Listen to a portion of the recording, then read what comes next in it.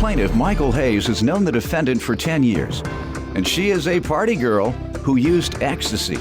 Michael claims in the past 6 months the defendant has had 3 boyfriends, and now she's abusing Vicodin. He's suing her today for rent, late fees, and emotional distress.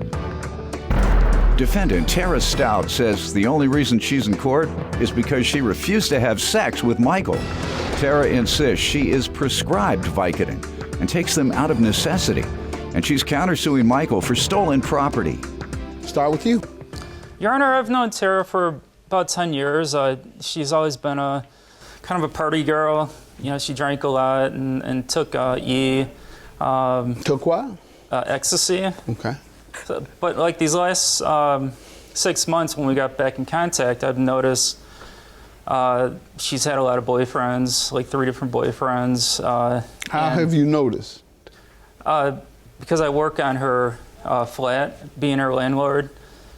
I actually do work on the flat. You lived there? No, but I was there every day doing work. So I noticed these various boyfriends, and I was really concerned about her because she started buying Vicodin, and how'd you know that? through somebody else. Hearsay. Gossip? Yeah. Go ahead. It was through a friend, so. You were concerned. How did you show your concern? I told her. I said, listen, Tara, I'm concerned about you buying the Vicodin. Mm-hmm. What did she say? She said, oh, it's not a big deal. It was only a few pills. I only buy $40 worth of pills a week. Ma'am? Your Honor, the only reason why we're here is because I didn't sleep with Mike. There was no rental agreement.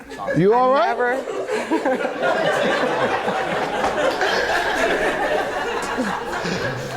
Go ahead. I never signed a lease. We He's never seeing spoke things. about. That's that Vicodin, doctor. Give me some background, ma'am. Okay, I have known Mike for a really long time. You know, he, has liked me in the past, but I've always, let him know, we're just friends, Mike. I fell on hard times. He helped me out. There was never anything. How did he help you out? He let me stay in his unfinished apartment until I got on my feet, until I could afford. I got out of a really bad relationship, and I didn't have a lot, and I have 3 kids. I don't get state assistance, nothing. I do it all on my own, so I didn't have a lot of money at the time. So he, as a friend, let me stay there, was going to let me stay there till I got on my feet. The first day when I moved in... Well, tell me about him approaching you about drugs, though. Okay, I did have a prescription. I drive a high-low. I have, I've had 3 C-sections, and there are times where I have taken Vicodins for my pain. It was Prescription? Prescription, prescribed. Never a problem, never bought him off the street. Did you tell him that? Yeah, I told him What did that. he I'm say like, you're then? crazy. He thought it was something that it wasn't. So, he was allowing you to stay there? Yes, it was an unfinished apartment. How long were you to stay there? We really never talked about that, but... How long did you intend to stay there? I intended on staying there at the most 2 months. And All right. Yes, that's as long as I was there, was 2 months. Okay. That was enough for me to save up enough money to get a better place for me and my kids. All right, but at some point you said, okay, Mike, I'm leaving. No, he put me out. Why? Actually, I moved out because the first day... Okay, you say he put you out. Now you're confusing He me. did. He took me to court for unpaid rent. That's what I meant by he put me out, basically, because he was trying to sue me. He had a court order? Correct. That said you are Correct. evicted? Correct, yes. All right. Okay. You left after you got put out. No, I left That's before what you that. meant? No, I All left right, before ma'am. that. You just don't understand. That's what that meant. Whether you know it or not, that's what you've been put out. Go ahead, sir. You tell me about the rent and the eviction and the things that she has just discussed, because you're suing for rent and late fees. Sure, I'm also suing for pain and suffering because she went to my house and she punched me in the face. All right. First, we want to talk about the rent that you're suing for. We agreed. I have the receipt book. We agreed to $500 a month. Receipt book showing where she paid? Yeah, she did pay $180 to move in. And let's see your receipt where she paid $180. That wasn't for rent, Your Honor. Pardon me? That was not for rent. What was we it had for? no rental agreement. What was he it helped for? me out with groceries, and that's what the groceries were. And I never got a receipt. He probably bought that receipt book right before we came to Chicago. So you gave him $180 for groceries? Yes, he helped me with groceries. All right. When did he help you with groceries? I never got a receipt anyways. He probably wrote that out, bought that receipt book right before we came here because there was nothing about money. Whose signature is that? That's my signature, Your Honor. All right. Sir, did you ever loan her money to buy groceries or buy groceries for her? Yes, I How much did you spend? I bought her $310 worth of groceries. I filled her fridge. And how much did she repay you? She paid me $78. It was, she bought me a cell phone and I offset that against it. That 180 was when she moved in. That was the upfront. No, let's talk about the 78. You didn't already jumped over to 78. She paid you $78? Yes. On the groceries? No. Well, yes. Oh man. She bought me a cell phone that was worth $78. Okay. And I have something here that says she paid you cash $78. that was a different time. Different time? It was $78 in cash. That by coincidence that they were the same Coincidence that you can't talk clearly to? Yes. Is that a coincidence that you can't explain yourself? All right. I'm with you on that. The emotional distress. How did she cause you emotional distress?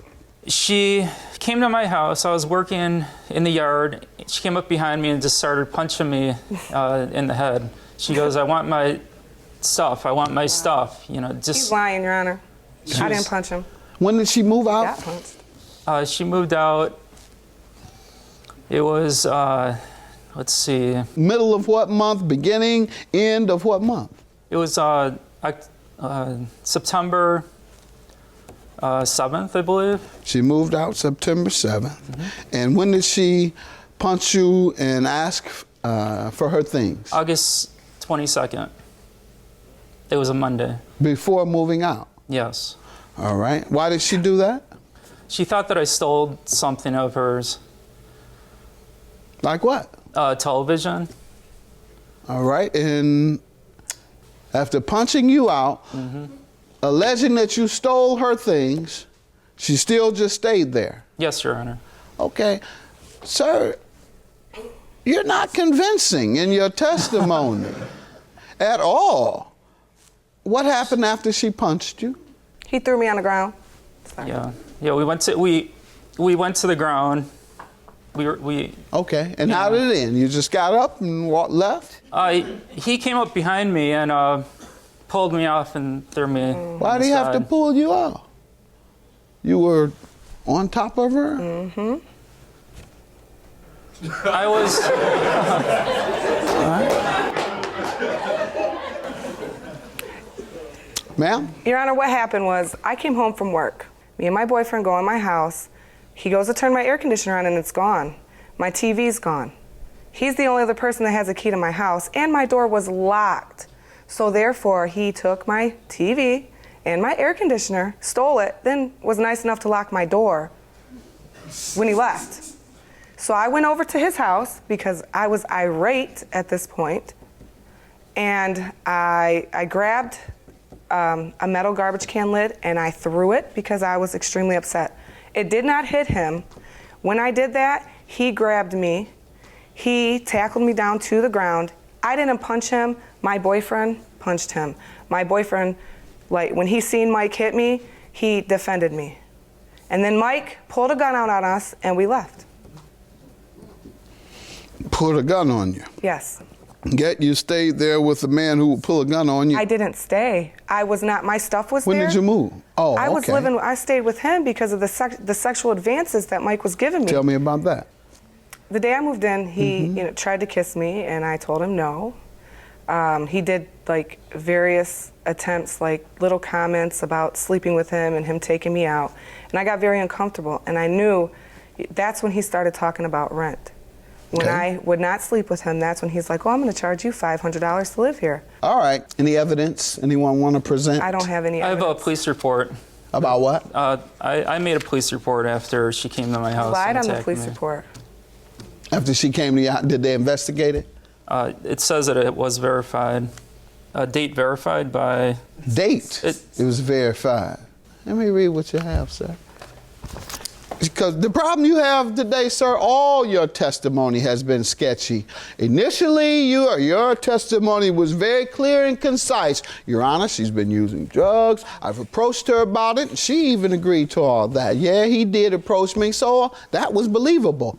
But when she started disagreeing with you, you became very sketchy with your testimony and date verified. That's what this is, sir. Now you're trying to mislead me. Your claim is dismissed, sir. I believe you allowed her to live there rent-free. Then I believe you probably did hit on her, and that's when she left. And I believe you probably did go in and take her television as a result. And therefore, I'm going to grant her her judgment for the stolen property. Yours is dismissed, hers is granted. Have a good day.